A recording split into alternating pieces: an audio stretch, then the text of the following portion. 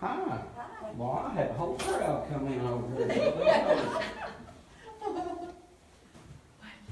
Thank you, Lord. Thank you, Father.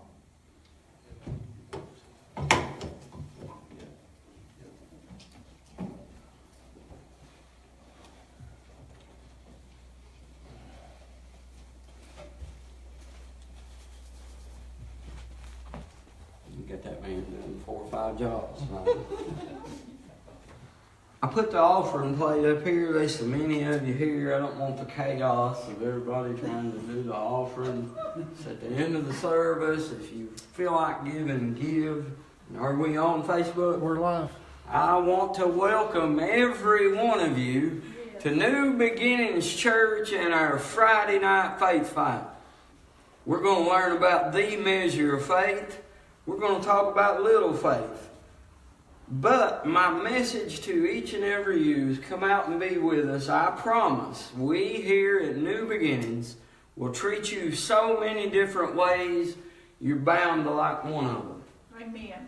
Father, thank you for this week. Thank you for your word. Thank you, God, for everyone that came, everyone that's watching on Facebook Live. Anoint my lips. Make my mind and my spirit sharp. And let the spirit of revival that's been on me all week long continue to grow and flow in my church, in my town, and in my city, in Jesus' name.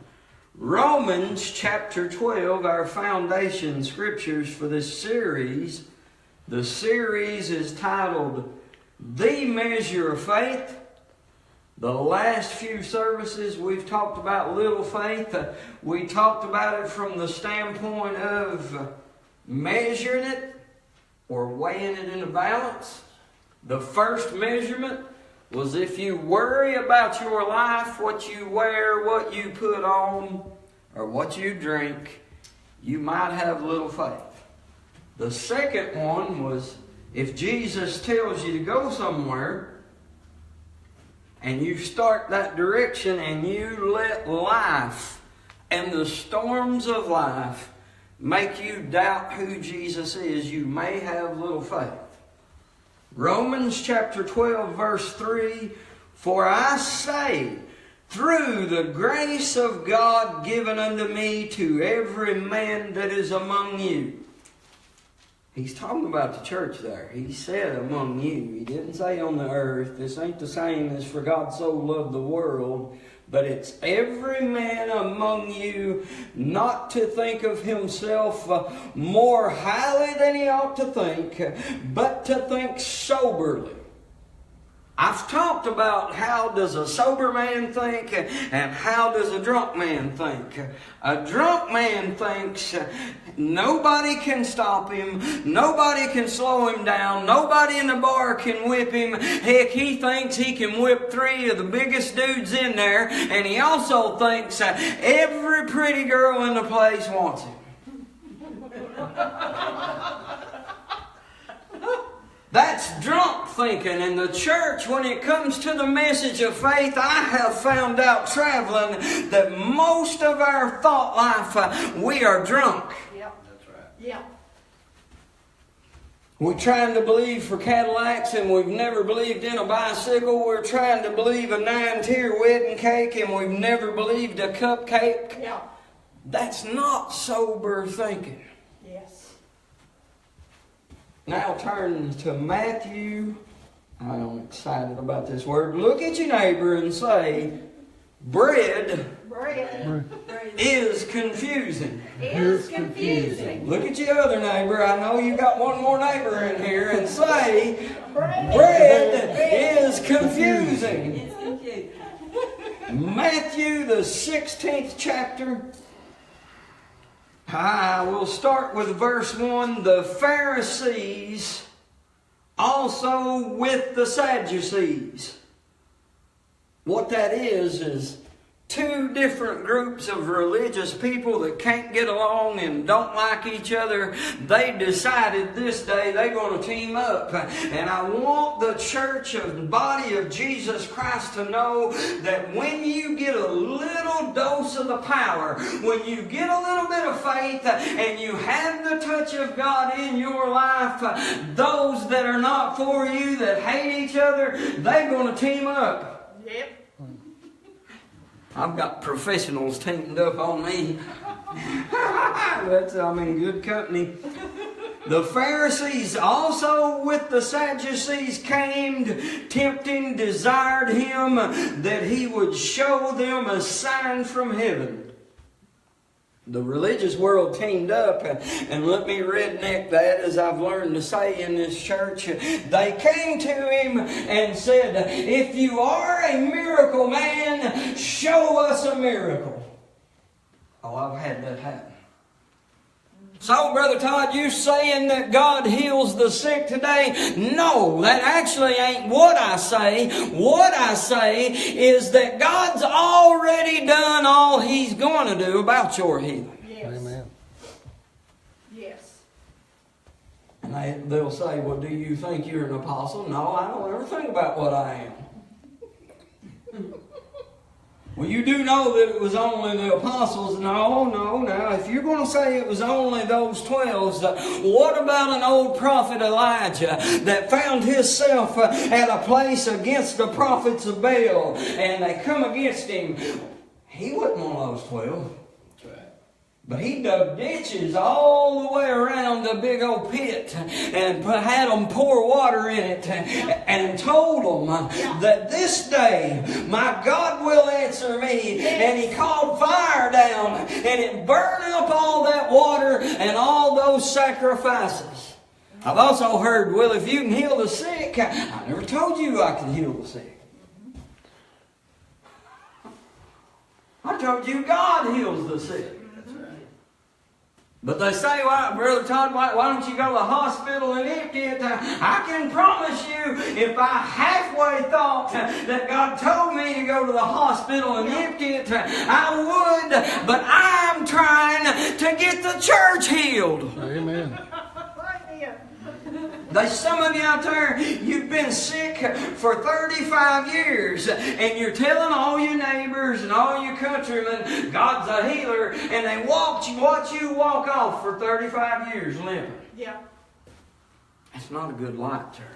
Yeah. If we're going to tell people He does it, we better figure out how to get Him to do what we're telling them. And if you'll listen to this series of messages, you ain't going to find anybody that got anything from God, from salvation, for by grace are you saved through faith, to healing, to prosperity. There ain't nobody gets anything if they don't do it by faith.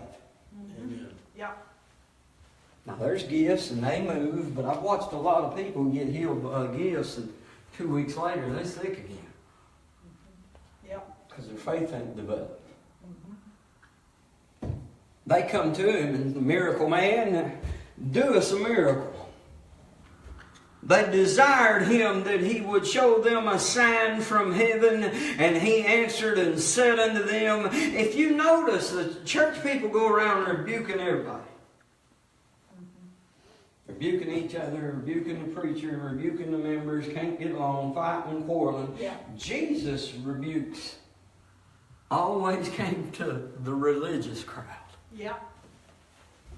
Come on, you find him with a woman that men drug into the street and actually caught her in the act of adultery. I know how the church would handle it and how the church would do it. They would call her a harlot and a whore and talk about how bad that woman was and how low she was living. They drag her in the street. I always found it interesting, though. They drug her, but where's that man? Yeah, there you go. There you go. You'll notice religion picks at the women. Tries to push them down. Every religion, from religious Christianity to the Muslims to the Hindus, every religion mashes women down. Yeah. Wants to make them dress funny. Every one of them. And come on, they all saying that that's what God wants out of them. Some of them, they look like Cousin Ed off the Addams Family. Can't see anything. Can't even see eyeballs. And then we got others, they teach and tell every one of you that you have to be, now listen how I say this, in bondage. And you ain't got a bun and you ain't saved. You're in bondage. They drug her out in the street though, and Jesus' reaction was not like the modern day church I've seen how they treat people. They drug her out and told him that we caught her in the very act of adultery, and Jesus knelt down and wrote in the dirt. Everybody's fought and tried to decide what he wrote. I'll tell you my opinion.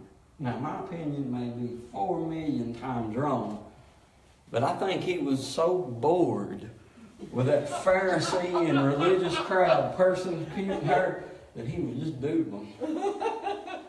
Come on, ain't you ever been in a meeting where somebody's talking and it sounds like Troy, why, you ain't hearing anything? I think Jesus was just doodling, waiting for them to get done. And he never one time denied that she has sinned, but he picked up a rock, looked at them men who was accusing her and said, let the one among you that has not sinned cast the first stone. That's right. We preach that doctrine, there ain't going to be a whole lot of throwing rocks at one another. That's right. That's right.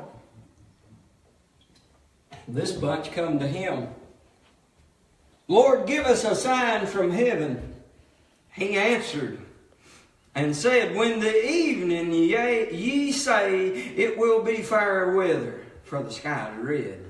And in the morning it'll be foul weather today, for the sky is red and lowering. And then I like what he did here. I get talked about a lot about this, but oh, ye hypocrites! Oh, ye hypocrites, let me redneck that. It was just like he did with that lady caught in adultery. He was telling the church, you are a hypocrite.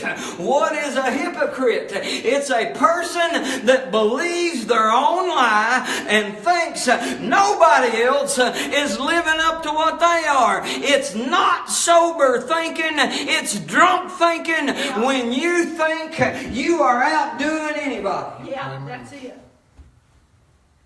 That's it. He called them out. He said, you can discern the face of the sky, but you cannot discern the signs of the times. He said, a wicked and adulterous generation seeks after a sign. I know some people that every time they go to church, they believe in for a prophecy. I can tell you, if you keep that kind of attitude up and keep pulling, you're going to get a prophecy, but it may not be from God. That's right. That's right. That's right.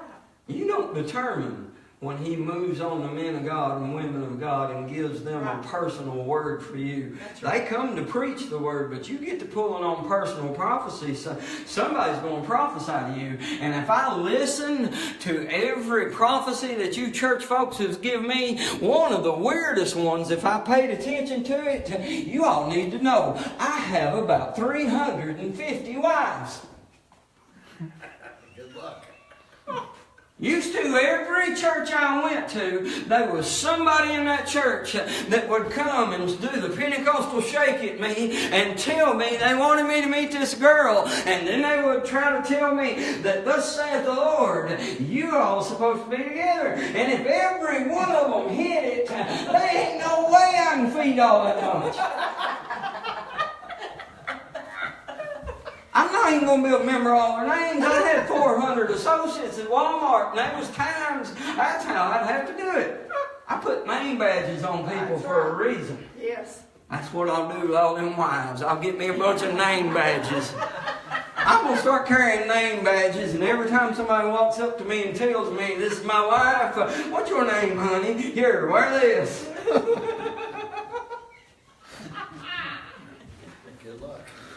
Come on, there's couples out there that because you crazy people did that, they got married and they wonder now why there's no anointing on the marriage and no blessing on it. And you're saying, well, brother so-and-so, he prophesied it. So, that's an adulterous generation that is seeking after a sign and too lazy to get in the Word and too lazy to pray and too stingy to give. Yes. And that's a tough situation. Yeah.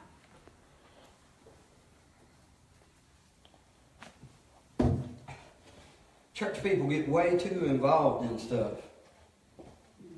I've actually That's a choice. It is. went and sat down, ate a meal with a girl. And stupid enough to put on Facebook that I'm eating lunch. And she get 400 friend requests before she gets home. Nosy church people on my Facebook want to know who I'm eating with. If you ain't paying for it, buying my lunch, it's none of your business.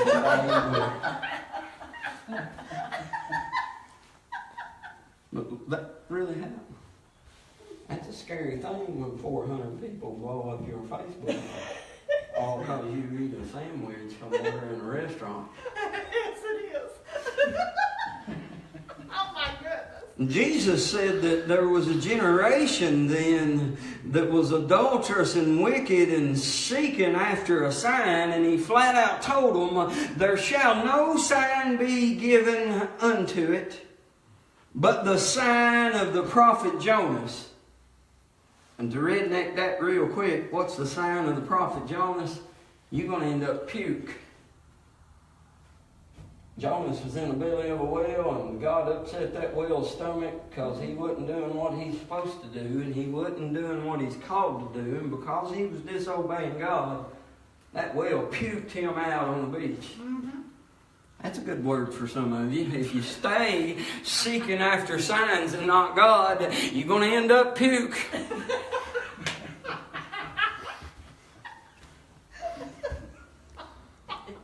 And it says, after Jesus told them, you're a bunch of hypocrites that can judge the night and the day and the seasons, and you can't even recognize when a spiritual gift is in the house. You're wicked and adulterous. You're seeking a sign. You're going to end up puke. And when his disciples come to get to the other side, they had forgotten to take bread.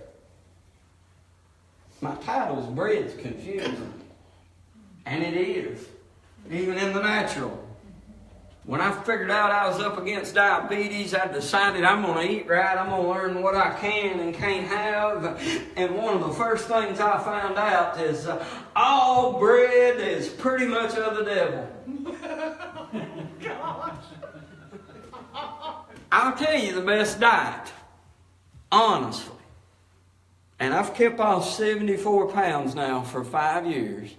Don't follow it as strict as I used to or don't have to. But you want the most greatest diet on earth.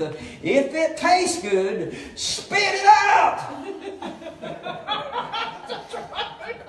If it has a unique flavor that tastes real good, the reason it tastes good is because like everything else that's fun to do in the flesh, it's going to kill you. Yeah. Yeah. And the disciples this day were going with him, but they forgot to bring bread. Let me tell you today, God is not concerned about where we mess up. Right. Because they messed up. Yeah. Yeah. They made a mistake. Yeah. They did something wrong. God ain't tore up about when we make a mistake. That's right. When we do something wrong. God is not mad at you. You may have forgot to go praying for brother so-and-so like he told you to. Or you just may have been lazy and didn't do it. You may have forgot the bread. He ain't give up on you over it. That's right. That's right. Bread's confusing. They reasoned. Well, let's go back up. Verse 5. And his disciples were come to the other side, and they had forgotten the bread. And then Jesus said unto them, now let me set this up. He had just got done dealing with a double team of religion, two denominations that despised each other and preached about each other for years and couldn't get along and wouldn't go to the same temple, wouldn't go to the same market. This day they made Jesus a common enemy. He dealt with them, he rebuked them, called them hypocrites and an adulterous generation, and he still stirred up about it. Looks to his disciples in verse 6 and says, take heed and beware of the leaven of the Pharisees and the Sadducees. He's telling the church, you better not eat what the religious church world is going to try to feed you. That's good. That's good. Oh yeah. That is good. Don't eat what they try to feed you if it ain't in that book. That's right. That's I don't care if Grandpa, Grandma, and two uncles and all did it. That don't make it right. That's right. He's still stirred up about it, and he's giving them a warning. These people are going to try to feed you something that you don't need to let it come in your mouth, chew it up or swallow it. And they reasoned among themselves, thinking it is because we have taken no bread. Bread's confusing. Natural world will tell you eat all that wheat bread you want, as long as it's dark, don't eat white. Well, I'm not going to tell you that. All of it's trash. It ain't good for you. No, it's really not. I've watched so many of you diabetics take an insulin needle, give yourself a shot, go eat 3 honey buns. Getting in my prayer lines. Brother, lay hands on me. I'm fighting that diabetes and I'm believing God's going to heal me. Well, what are you doing? Doctors will try to tell you that you got it. Diabetes because your grandma had it. They're wrong. Your grandma ate trash and junk and taught the family how to cook and eat trash and junk. And now you eat trash and junk. And the reason every one of you's got blood sugar issues is you eat trash and junk. Yeah. This is experience. Now, let me tell you my morning routine. Because I really do believe we've got to do things in the natural. Yeah. To support what we believe in the spiritual. And I've done that. Yes. I eat some sweets now, but for 4 years I didn't touch it. But my morning routine, and all of my Walmart buddies, if you are watching this, hit like 4 million times. They didn't know this part, but as I got up to go take a shower, I drank a Pepsi. I got dressed, got out of the shower, I took a Pepsi to the car, drunk it. I stopped at a gas station on the way to Walmart. If I did not stop at a gas station, when I entered the door at Walmart, I went straight to the pop machines. I'm on my 3rd Pepsi and been up an hour. Whatever the bakery had freshly made, I don't care if it's cakes, donuts, rolls, whatever was coming out of the oven, I got me a dozen of them. Now, I'd share my dozen with you. But if you didn't like the dozen that come out of the oven that day and you didn't want none of them, I'd eat all 12. Oh, no. It's 8:15. I've drunk 4 pops and eat a dozen of something other that I should have spit out. Whether it be donuts, crescent rolls is melting your mouth. Oh, yeah. Well, we had a routine at Walmart. At 9 o'clock, we had a morning meeting, and before that morning meeting, the whole management team toured the store. As I'm touring the store, I buy another pop. And me and my store manager bought a pop of candy bar before the morning meeting at 9 o'clock. By 9 o'clock, I've eaten a dozen donuts, and I'm on my 5th Pepsi. After the 9 o'clock meeting, we go to our areas and give out our notes and tell our associates what to do. And after I get everybody told what I want them to do, I go get my 6th pop. I go to lunch. Back then, and this is where the Walmart guys get that, because they saw me drinking this stuff. They saw me eating this stuff. We go to lunch. I ordered dessert with my steak. And I want you to know I was very mad if you tried to make me eat it after my food was gone. I would tell the waitress, what part of I wanted my pie with this steak did you not understand? You take my steak back there and you keep it warm till you get my pie cut. Drink 3 or 4 glasses of Pepsi. 1 o'clock in the day. I'm on my 10th Pepsi. I've eaten a dozen donuts. I've eaten candy bar. I've eaten a steak and whatever kind of pie I wanted. And you gonna try to tell me I caught this from my grandma? That's the truth. Leave the store at 5 o'clock in the evening. I've drunk 2 more pops. On the way home, I stop at the gas station and get a pop. I'm on my 13th to 15th Pepsi, and I don't never buy one then that I didn't get a candy bar. I'm on my 3rd or 4th candy bar. I've eaten a dozen donuts. I eat pie at lunch. No, my granny did not give me diabetes, nor my mom, but they did teach me how to love sweets. And my family was so stupid, we put Pepsi in a bottle and gave it to babies. Yeah. I remember drinking it that way. You want to know why I was addicted to it? You preach against people drinking beer and all that. You get in my boat, some of my buddies, if they drink, I'll let them bring 6.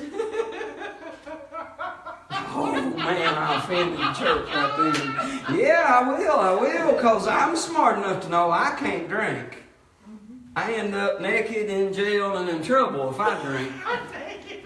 But the truth is, when you can't get up in the morning and drive to work, and you get the shakes, if you don't have your cup of coffee or you don't have your Mountain Dew, that's the very same addiction as that fellow that don't want to fish in the sun without drinking a few beers. Yes, it is. Yeah. Nah, Brother Todd, we heard you preach you supporting alcohol. No, that ain't what I said. But I've got just as many gluttonous preachers sitting in the back of my boat eating a box of Little Debbie cakes and drinking 6 Mountain Dews. That ain't no different than Budweiser. The Budweiser's killing him quicker. That's the only difference. That's the truth. This ain't going to be a religious church. No. Quit saying that I'm supporting drinking alcohol. I ain't. You ain't hearing it. I'm opposing you eating all them ding-dongs and ho-hos. And get control of something. Amen. And I did not live that way. One day I did that in a 32-year career. I did that about 27 years that way. Choo-wee. Oh, but you inherited that diabetes. No, I had sugar piled up to there from the years of consuming it. You pour sugar in a bottle and watch what it does. It settles to the bottom. And we wonder why they want to cut diabetics' feet off. Yeah. That's it. Oh, I got the badge, the t-shirt, the plaque on the wall, 2 trophies, and a commendation from God to preach about diabetes. I've been there. I've ate apples out of that bag.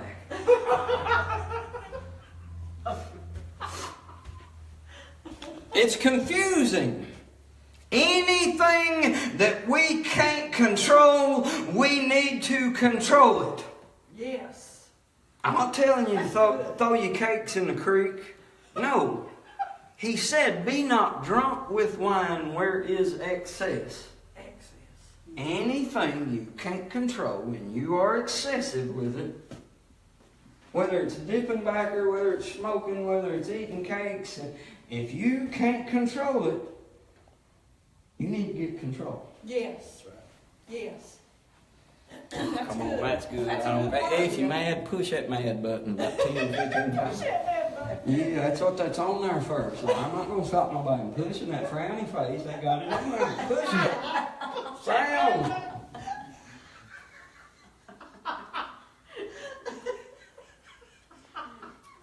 Jesus is telling them that the religious church world is going to try to feed you some unleavened bread. And I want you to be cautious about what the religious crowd is going to try to teach and preach to you. And they thought, and this is exactly what we do in the church today. God can say one thing and we think He's mad at us for something that we failed to do.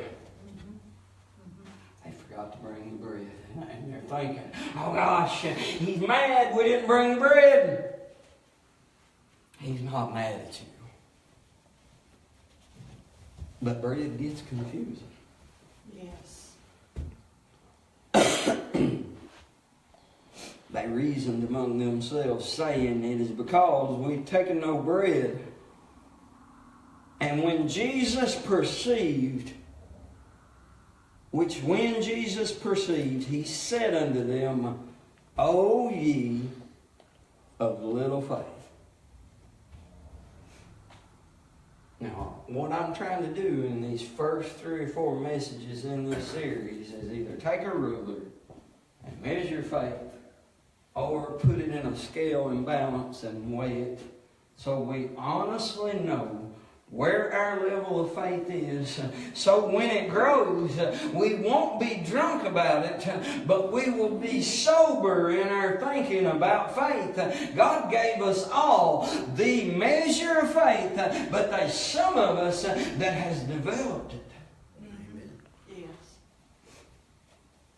Now, ain't nobody asking for healing there. Ain't nobody needing a miracle there. You think Jesus wasn't concerned and focused on the message of faith? It's kind of easy to understand when somebody comes up and asks to get their leg healed that He talked to them about their faith. But what's going on here? He's dealt hard with the religious crowd. They forgot to bring bread for the trip. And He turns and tells them these religious people are dangerous. Watch what they're trying to feed you. And they heard, oh my goodness, I did not do what He expected of me and He's mad at me. If you're always fearing that you did the wrong thing, not did the right thing, if you fell short, if you forgot, if you're always afraid that He's disappointed or He's mad at you, we can faithfully measure your faith as little. Yeah. Yeah. And that's what most of the religious world wants to do. They want to make you feel bad over what you've done, where you've been, what you've said. Yeah. God knew you was going to do that before you did. And Jesus' blood, no matter what the church thinks, already paid for that. I'm not saying it's a license to sin. It's a license to repent and go get it washed off of you. Yes, amen. That's good. You know, everybody worries about giving all. You don't have to give people a license to sin. They're sinning. That's right. That'd be like every 5-year-old on earth, 5-year-old jumping in a car and driving down the road. They don't have no license, but they're driving. We don't give people freedom of sin by telling them that Jesus bled and He suffered and He died and He hung on on a cross. He was buried in a grave, and He rose up on the third day because He knew you would sin. That's not giving you a license. That's giving you a cure. Amen. Amen. That's good. That's good. A religious crowd tell you everything's sin. You know, where you sit, where you stand, where you sing, where you shout, if you play music, if you don't play music, the length of your hair, if you got a beard or not, length of your skirt. Went through a time frame there where I was around a lot of religious girls, and they were struggling to find them Levi skirts everywhere because preachers started preaching. If it was split in the bottom, about that big, you can't wear them. Sew it up. Start looking at them. You'll see certain ones of them, if the split's that big, they'll have a big piece of cloth sewed in there. Wow. Now, if somebody's ankle, whatever the back of your shin is turning you on, you got a devil. Unless it's your wife or your husband, now you can like anything on them. Ain't a thing wrong with that. That's holy and that's anointed. But when we have to take time in church to preach that a split that size in your skirt is causing issues amongst men, your men got problems. Amen. Amen. That's right. Oh, and it's in there. Oh, yeah. I got my own church, I can say it now. You want to know one of the reasons why the men in those denominations struggle so much with that stuff? And it's because they are allowed to look like they just stepped out of Wall Street. Yep. And their women has to look like they just stepped off a wagon. Yep. That's true. That's exactly right. Look in the mirror and you'll see why he's looking other places. You look like trash. Yeah.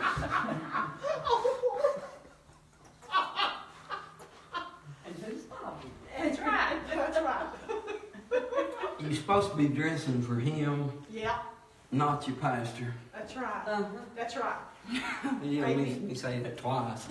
Wives, you're supposed to be dressing to suit your man, what he likes, what he's fond of, not your pastor. That's right. And I'll go to the other end of it. I come out of a retail business, and if we was desperate, if we had too much Kentucky border bologna, and we needed to get rid of it, we wanted somebody to take that bologna. We'd build a big display of it. As a lot of you out there shows up to church with everything you got on display. Yeah. Yeah. Yeah. That tells me if you're showing things off that your man's the only one supposed to see, Yeah. you wanting everybody to take it home. Yeah. See, I can preach both sides of that and That's still be right. right. We don't need you naked in the house of God, but I don't care if you cover up with a tater sack. Just cover it up and come on in. Yeah. Don't call me anymore and ask me, can you wear pants? My answer is you better.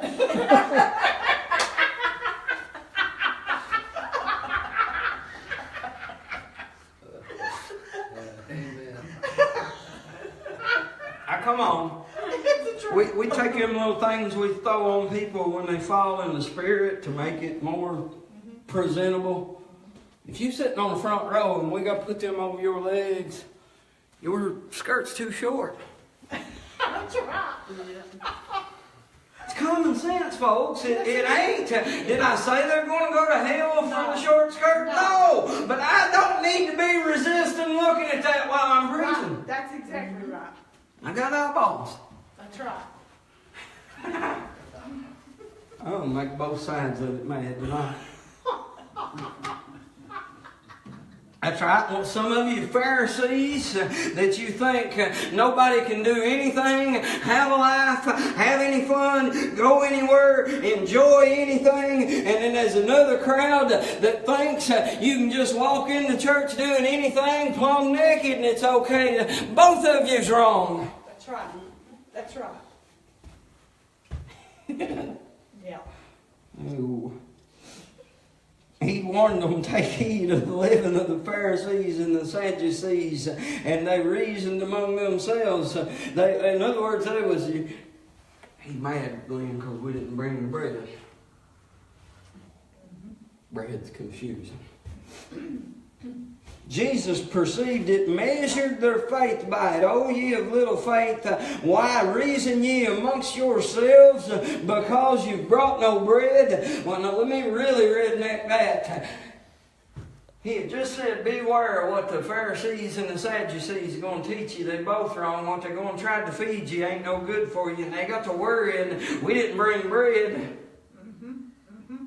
And Jesus actually could not believe they was actually talking about what the, oh, ye of little faith. He perceived it. Yeah. He's just about laughing at them. Why reason amongst yourselves because you brought no bread? Do you not understand, neither remember the 5 loaves of the 5,000 and how many baskets you took up? This is going to be important. Neither the 7 loaves, the 4,000 and how many baskets you took up? A great measurement of little faith. I'll get this, church. It's somebody that don't remember what God did for them yesterday. Yes. That is good. Come on. That's good. Worried about something that He allowed you to overcome last year. That's it. Come on, church. That's it. That's good. Deep. That's real good. He measured it as little faith and told them, you're worried about whether you brought the bread or not? Don't you remember how we fed 5,000 with 5 loaves and fishes? Don't you remember how we fed the other 7,000? Yeah, that's it. If you cannot look back and remember what He did for you yesterday and take strength from it and take joy from it, we could weigh your faith today as little. Yes. Thank you, Lord. Man, strong in faith never forgets where it came from. That's good. That's good. It don't take me 2 seconds to tear up. Yes. About where I've been. Yes. And what faith has done for me. Yes. I don't stand at a urinal and use the bathroom that I don't hear the doctors saying, somebody's going to have to give you a kidney. We're putting you on a transplant list. Yes. I don't drive through Wendy's that I don't think about the time that all I had to eat for 2 weeks was chili and crackers. I know where faith has brought me from and what faith did for me yesterday. And when Satan comes and tells me diabetes is back, I say, well, good. You know what me and God did to that disease the last time it came. When He tells me I'm not going to pay a bill, I get out receipts in my checkbook and show Him. You know what God did for me yesterday. Amen. That's right. If you're worried about what you wear, what you drink, what you eat, if you're worried because of the storms around you, if you think God's mad at you because you forgot to do something, or if you can't remember how good He was to you yesterday, you may have little faith. That's good. That is good. That's real good. Yes. Come on, He measured it. I'm not telling you your faith's little. I come to tell you that He gave you the measure of faith, and that's enough. You've just got to develop it by using it, and it's like anything else on earth. The more we feed it and the more we use it, the stronger it gets. If you don't give up, you don't cave in, you don't slow down, stop or quit. If you stay in the Word, and you keep speaking the Word, keep declaring what God says about you, if you keep doing that, He's going to measure your faith one day, and it's not going to be little. Yeah. Good. Thank you, Lord. As Let's go back and look at that story of the 5,000 that's in the 14th chapter. He reminded them of it. So.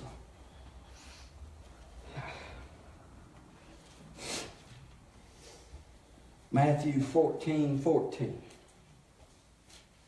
Now look at that. That's 14, 15. In the 16th chapter, they done forgot what happened in the 14th chapter. And I know I'm thankful people believes in me, but I cleared my messages and went and ate. I had 43 messages. And in novels. Instead of telling me now I can accept it if you tell me my uncle's sick and I need prayer. That's my call. I'm signed to do that. But when you tell me that and you tell it to me this way, my uncle Billy Jack, one lived over there on 407. He used to live down there on 202 by that railroad track. You know that L and N, they used to run coal through that railroad track. He lived right under that railroad track, and every night when I slept there, his trailer would shake from that train going. And you know, he married that girl. She's over from on Smoot Branch. You know that family over there on Smoot Branch that sold them turkeys and chickens. And go on and on and on, and then at the end of it, you tell me the uncle that used to live on 407 and moved to 202, lives under the train tracks, that shakes the trailer, married a girl on Smoot Branch, he needs prayer. I don't have time to read all that.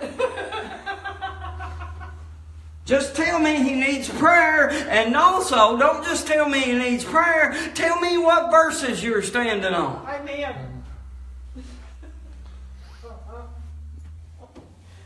I can do something with that. You tell me he's sick and Isaiah promises him healing. I can get that tool out and I can start pulling teeth and get effective with that thing. But by the time I've read about the trailer shaking, I'm going to be honest with you, I have went past your message and went on to somebody else's. I had about 43 like that. You know what I did? I ignored you. I got a life. I got parents that needs attention. I got a church that I got to pray for. I'm trying to hear God. I know I'm called to pray for you sick folk, and I want to, but you don't have to tell me about the shaking trailer. Tell me they're sick and what you're standing on, and we'll get them set free. Amen. Yeah. Amen.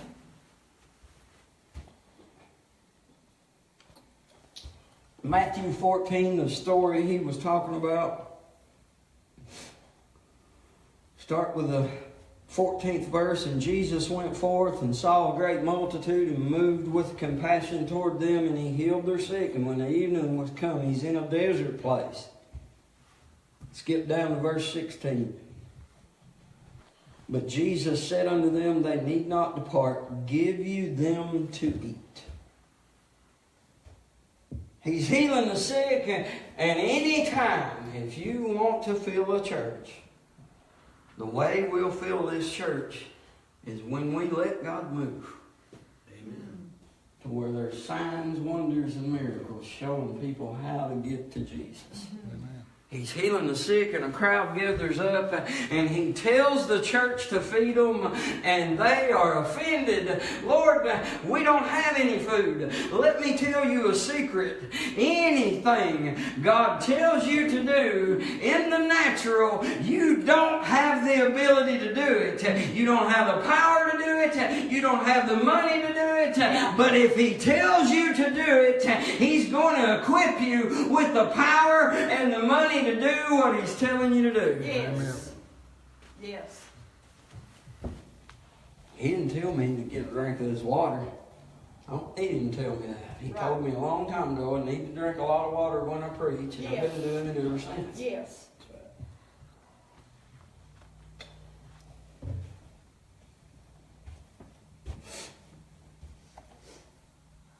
And then they say in verse 17, Lord, all we've got is these 5 loaves and 2 fishes.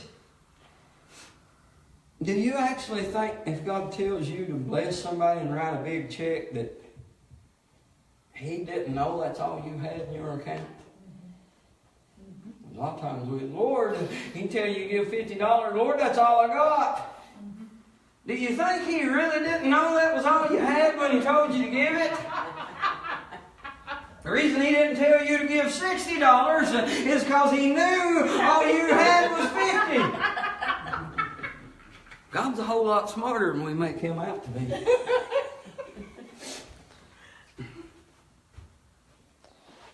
They're complaining, oh, we've got these five that got a fish dinner. And He said, bring them hither to me. And then He commanded the multitude to sit down. He took 5 loaves and 2 fishes. Now, I want you to get this. This is powerful too. We got to think of it this way. There's a crowd, and He expects us to meet their needs. Church ain't doing her job today.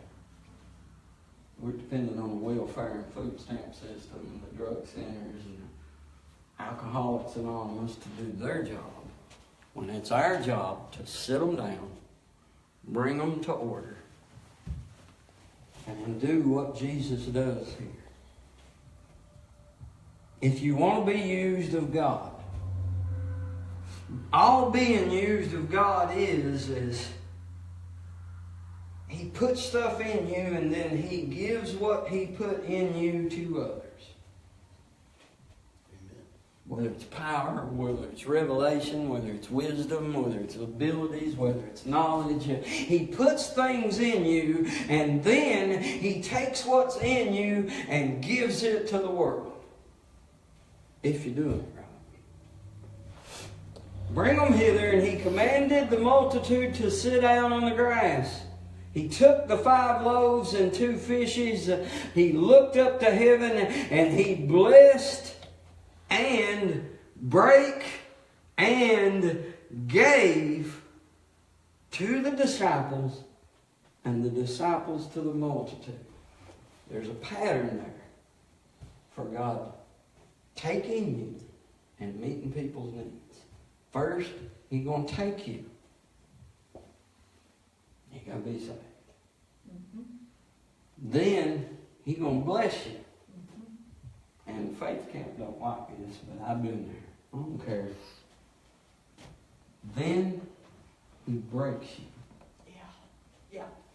Oh, come on, that's where a lot of you's at, and a lot of you don't like to hear. Last week, the blessings was flowing in your house. You know God had saved your children. You know God had took your husband, and He was blessing you. And today, everything is fell apart, and the whole home is broken. The reason I want the broken people in here, the reason I want the addicts, I want the thieves, I want the liars, the reason I want the broken is I'm smart enough to know that if you are broken, He is about ready to give you away. Amen. Amen.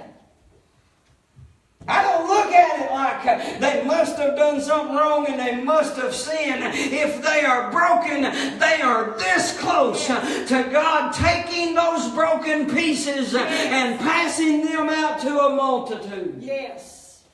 Thank you, Lord. He gave the bread to the disciples, to the multitude, and it says this, and they did all eat and were filled. God wants to take you. He wants to bless you. He wants you to go through places of brokenness so you are qualified for Him to give you through the church to the whole world, that everybody can eat and everybody can be filled. And then after everybody's ate and filled, it says this, they took up the fragments that remained, 12 baskets full. How many disciples did He have following Him? That's true. That's true. 12 dudes following His ministry. That all they had to do that day is hand out broken bread. people that was hungry. Yes. Yeah. That's our job, church. Yeah, that's good. If we take the broken pieces and give them to those hurting and hungry and suffering, after they filled and they've been fed, we're going to look around and we're going to have a basket full. That's right. There's 12 baskets, 12 disciples, each one of them had enough to take home that day to eat on for a while. And that's where we are. I want to have enough that every time that He gives me away, that I take home a basket full, and not only did I help the hurting, lost, and dying world, but I abundantly supplied for those of my own house where our needs were met.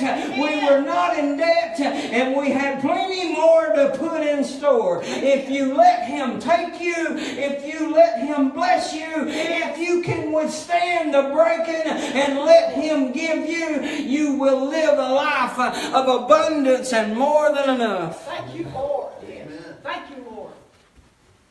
They saw this. Each one of them men had a basket full of bread they took home. But in the other story, 2 chapters over, they forgot to take it on the boat and they tore all to pieces. Yeah. Then He's mad that they didn't bring no bread. Yeah. He's not mad at you. If you think He is, you suffer from little faith. Amen. Amen. It's good. Everybody stand. That's good. If you are out there in Facebook and you are of little faith, keep feeding it. Keep using it. And if you don't know how to use it, say it and say it and say it and say it and say it and hear it. Faith cometh by hearing and hearing by the word. And then say it and say it. Be just like somebody that's addicted to the gym. They're going to go and develop them muscles every day. Make your thoughts in your mind up that you have the measure of faith that God has given to everybody, and you are going to develop it to where when He takes you, when He blesses you, when life has broken you and He gives you away, you're still strong enough to carry a basket full home. Amen. That's good.